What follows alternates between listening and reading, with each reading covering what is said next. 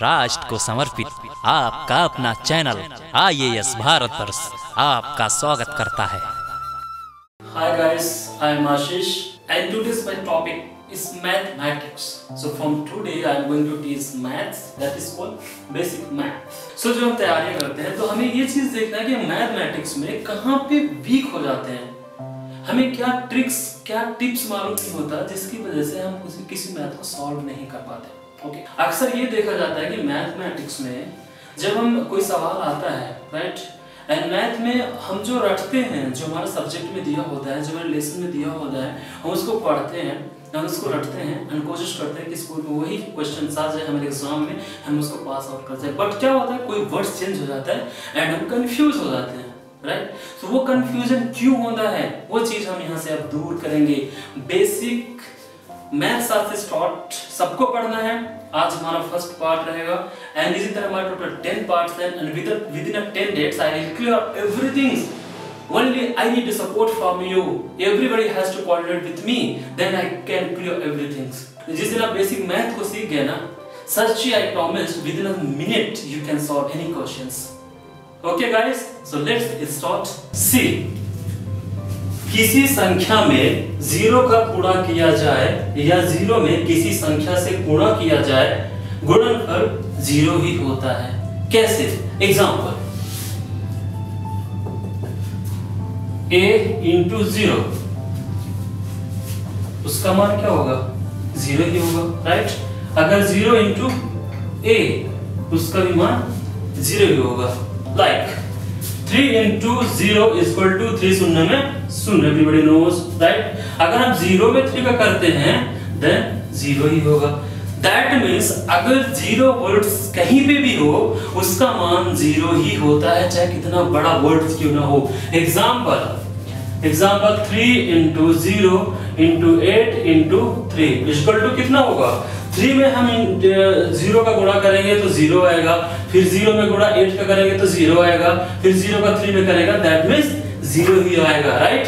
तो हमने इसका गुणा किया 0 आया, इसमें इसका किया 0 आया, इसका इसमें किया 0 आया, हमने इक्वल टू क्या मिला? 0।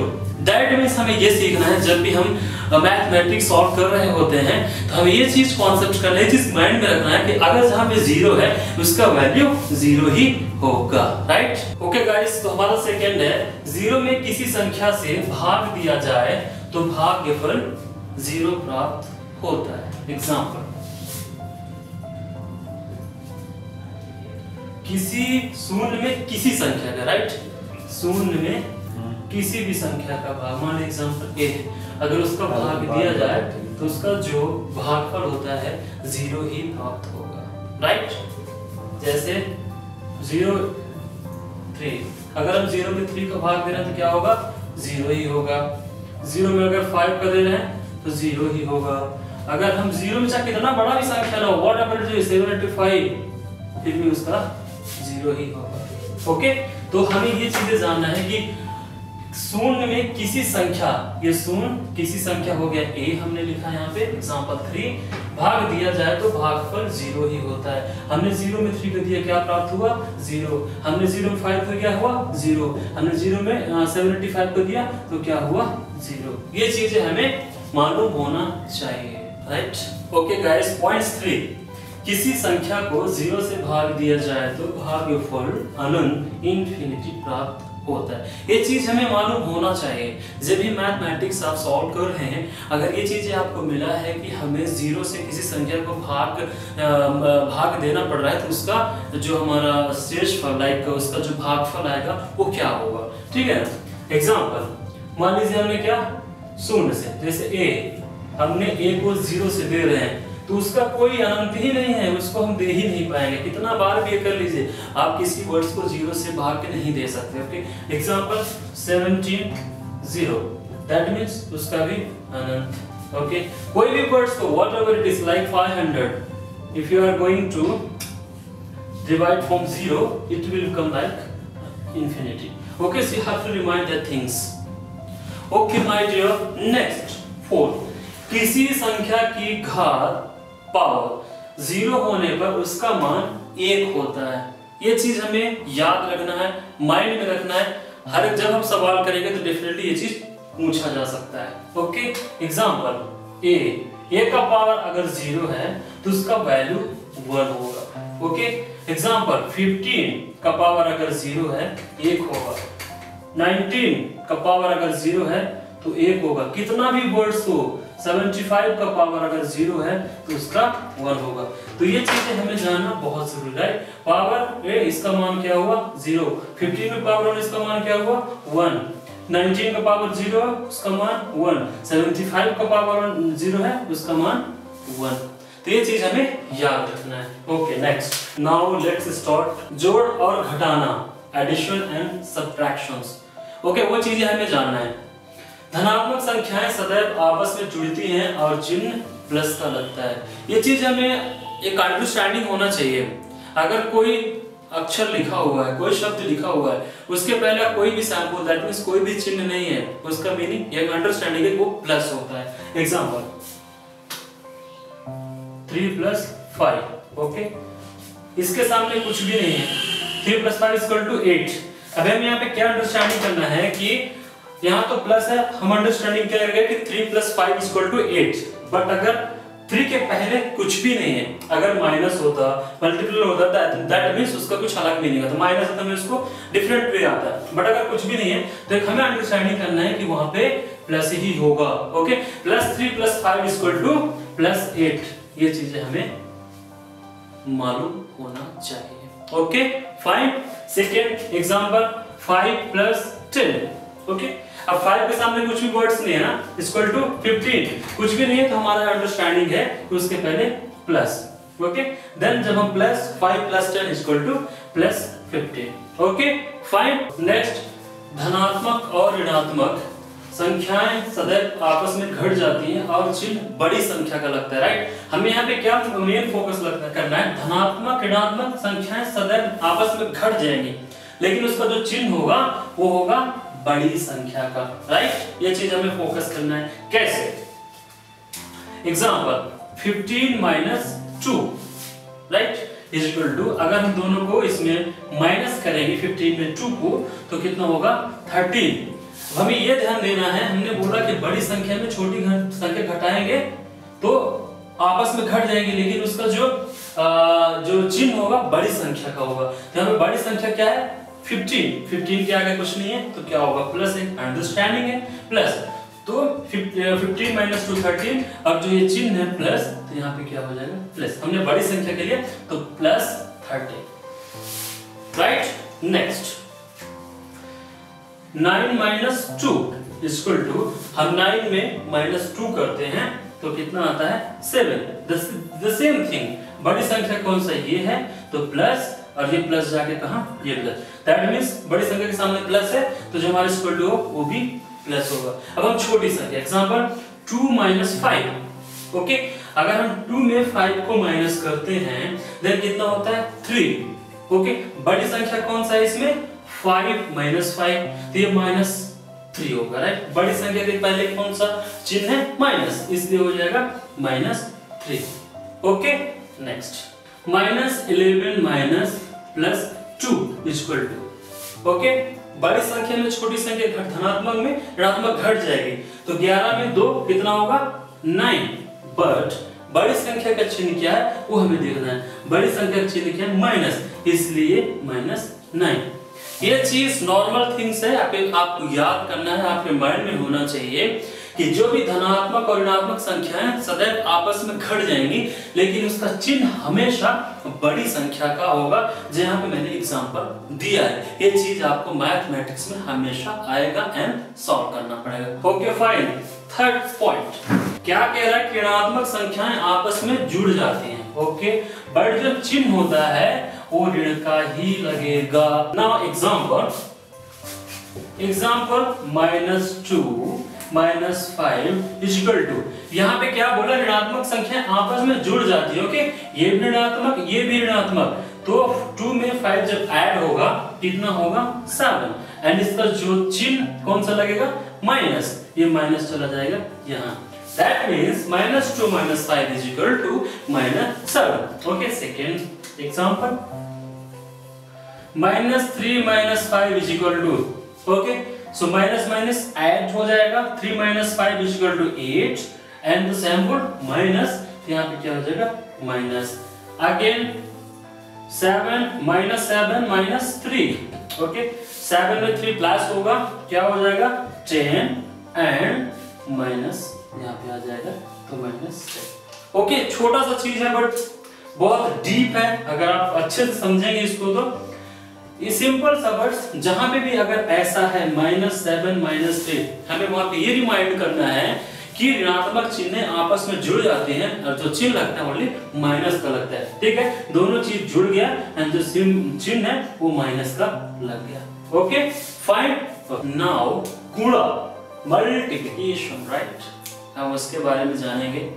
उसमें बहुत सारी चीजें होती हैं जो रियल में छोटी छोटी वर्ड्स, छोटी छोटी जो सैम्पल होते चिन्ह होते हैं, कहाँ पे इफेक्टिविटी करता है, कहाँ पे मैथमेटिक्स को इजीली सॉल्व कर सकते हैं, right. Okay fine, now plus into plus equal to क्या होता है, जब हम प्लस में प्लस का इंटू करेंगे देन क्या होगा plus, right. Second minus into plus equal to minus, you have to remind these things what I'm teaching right now, okay fine। next plus into minus is equal to minus and minus into minus is equal to plus, this is a main formula you should remind always, after that easily you can solve any questions, okay fine। examples, plus into plus, example I have some words like 2 into 3, okay fine। So 2 into 3, I am giving example for this object, right? Plus into plus is equal to plus. So 2 into 3 is equal to 6, right? Simple. There is no any logic. 2 into 3 is equal to 6. Now minus is equal to minus 2 into 3. Okay. So 2 into 3, it will come 6 and it will come also minus. Fine. So I will put minus.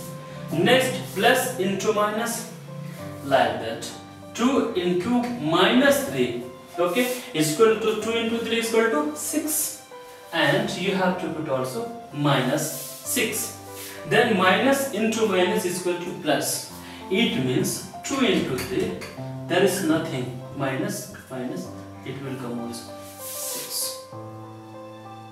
right। So plus और plus एक normal understanding हुआ कि उसके पहले plus ही होगा and 3 के पहले plus ही होगा, इट विल कम बस 6, it will come simply 6, right. -2 into 3 -6, 2 into -3 6 and -2 into -3 it will come 6। अब हम मल्टीप्लिकेशन में ही और बात करेंगे, अगर माइनस का गुणा सम बार हो तो प्लस होता है, अगर माइनस का गुणा विषम हो तो माइनस होता है। सम दैट मींस व्हाट, 2 4 6 8 10, सम विषम 1 3 5 7 9 लाइक दैट। ओके, हम एग्जांपल में देखते हैं कैसे। 2 into -3 into 4 into -2 into -2 is equal to 96, right। 3 into -2 into 4 into -2 into -3 it will come 144। अब इसमें हमने क्या कहा कि अगर माइनस का गुणा सम बार हो तो प्लस होता है, अगर विषम है तो माइनस होता है। अब बहुत सारे लोग क्या, बहुत सारे बच्चे क्या होते हैं जब ऐसे सवाल आ जाते हैं तो उनको बहुत परेशानी है, बहुत टेंशन में डिप्रेशन में हो जाते हैं कि आखिर ये हल कैसे होगा, इतना सारा इसको हल कैसे करें, बहुत मुश्किल का काम हो जाता है। कोई भी मुश्किल नहीं है my dear, it is very easy, you have to focus on that only, okay. So हमने क्या कहा कि सम बार हो माइनस, अब हमको क्या करना, माइनस काउंटिंग करना, सिंपल सा टॉपिक्स, माइनस काउंटिंग करना। कितने माइनस है, 1 2 एंड 3। यहाँ पे क्या बोला, अगर विषम है तो माइनस होगा, राइट। यहाँ पे क्या है 1 and 2 3, टोटल कितने माइनस है 3, ये क्या होगा विषम होगा मतलब माइनस होगा। फाइन, सेकेंड टॉपिक्स में उसी तरह करते हैं, 1 2 3 एंड 4। इसमें टोटल कितने माइनस है, 4 माइनस है, ये 4 माइनस सम है तो क्या होगा प्लस होगा। कहीं पे भी अगर ऐसा सवाल आता है, अगर बोलता है कि इसका इक्वल टू कितना होगा, अगर ये चीज आपको मालूम हो गया दैट मींस आप solve within a second you can solve that question. You have to remind only these things, right? Okay. भाग, division, जो हर एक जगह रिक्वायर होता है, हर एक जगह हमें उसको सॉल्व करना होता है, हर एक जगह उसको यूज करना होता है। सो हमारा क्वेश्चन क्या कह रहा है, यदि अंश और हर के चिन्ह समान है तो धनात्मक मान प्राप्त होगा, और यदि अंश और हर के चिन्ह असमान है तो ऋणात्मक प्राप्त होगा। बहुत लोगों को कंफ्यूज होता है अंश एंड हर में, राइट? जो छोटे बच्चे होते हैं जो स्टार्टिंग करते हैं, मैथ पढ़ने स्टार्टिंग करते हैं, उनको कहीं ना कहीं डाउट्स होते हैं कि अंश क्या है, हर क्या है। अंश, उनको ये अंश जो ऊपर को वर्ड्स होते हैं, example 0 and a, that is called अंश एंड हर, राइट? ये चीज कांसेप्ट क्लियर होना चाहिए, टोटल क्लियर होना चाहिए, तभी हम मैथ आगे सॉल्व करेंगे। Okay fine. अब हम चलते हैं, धनात्मक प्राप्त होगा अगर चिन्ह बराबर होगा तो। एग्जांपल प्लस में प्लस का जो डिवीजन, दैट मींस दोनों समान है, राइट? दोनों समान है तो उसका मान प्राप्त क्या होगा? डेफिनेटली है कि प्लस होगा, राइट? ओके। नेक्स्ट, माइ प्लस में जब माइनस का करेंगे तो क्या होगा? दोनों असमान हो गया ना, ये समान नहीं है, ये तो समान था, ओके फाइन, अंडरस्टूड, बट ये असमान है। जो हमारा अगर हर के चिन्ह असमान है तो ऋणात्मक होगा, राइट? तो हमारे यहाँ पे असमान है तो ये क्या होगा? ऋणात्मक प्राप्त होगा, मतलब हमारा जो इसका वो आएगा वो ऋण होगा, राइट? Okay fine. माइनस में जब माइनस का करेंगे तो दोनों चीज समान है, माइनस एंड माइनस दोनों समान हो गया ना, तो इसका क्या होगा? प्लस होगा। एंड ऑल्सो माइनस में जब प्लस का करेंगे तो इसका क्या होगा? क्योंकि असमान है तो माइनस। एग्जांपल 10 में जब हम 5 का डिवीजन दैट मींस भाग देंगे तो क्या होगा? 5 दूनी 10, दोनों समान है तो ओनली 2 आएगा। नेक्स्ट 5 एंड क्या? माइनस 5, एक चीज असमान है, राइट? तो 5 दूनी 10 एंड जो असमान है वो कहां चला जाएगा? यहाँ पे -2। Then -10 upon -5, okay. सो 5 दूनी 10 तो कट गया एंड माइनस भी कट गया क्योंकि दोनों समान है, इसलिए ओनली 2। फ्रेंड्स, अभी ये दोनों समान था, हमारा आंसर क्या है? 2। ये असमान था क्योंकि यहाँ पे माइनस था तो -2। ये दोनों समान था क्योंकि ऊपर भी माइनस है नीचे भी माइनस है, इसलिए ओनली 2। एंड -10 में जब 5 को करेंगे तो -2।